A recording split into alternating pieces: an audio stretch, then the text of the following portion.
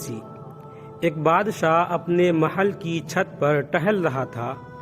ٹہلتے ٹہلتے اس کی نظر محل کے نزدیک گھر کی چھت پر پڑی، جس پر ایک بہت خوبصورت عورت کپڑے سکھا رہی تھی۔ بادشاہ نے اپنے ایک باندی کو بلا کر پوچھا، کس کی بیوی ہے یہ؟ باندی نے کہا، بادشاہ سلامت، یہ آپ کے غلام فیروز کی بیوی ہے۔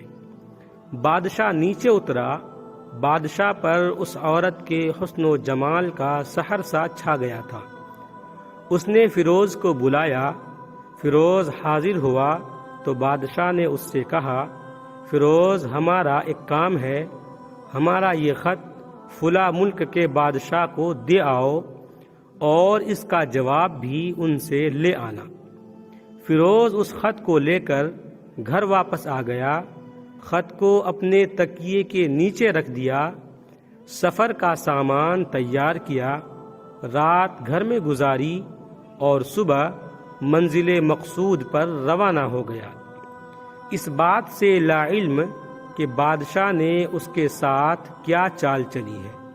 ادھر جیسے ہی فیروز نظر سے اوجھل ہوا، بادشاہ چپکے سے فیروز کے گھر پہنچا اور آہستہ سے فیروز کے گھر کا دروازہ کھٹکھٹایا۔ فیروز کی بیوی نے کہا، کون ہے؟ بادشاہ نے کہا، میں بادشاہ ہوں، تمہارے شوہر کا مالک۔ تو اس نے دروازہ کھولا۔ بادشاہ اندر آ کر بیٹھ گیا۔ فیروز کی بیوی نے حیران ہو کر کہا، آج بادشاہ سلامت یہاں ہمارے غریب خانے میں؟ بادشاہ نے کہا، میں یہاں مہمان بن کر آیا ہوں۔ فیروز کی بیوی نے بادشاہ کا مطلب سمجھ کر کہا، میں اللہ کی پناہ چاہتی ہوں آپ کے اس طرح آنے سے، جس میں مجھے کوئی خیر نظر نہیں آ رہی۔ بادشاہ نے غصے میں کہا، اے لڑکی، کیا کہہ رہی ہو تم؟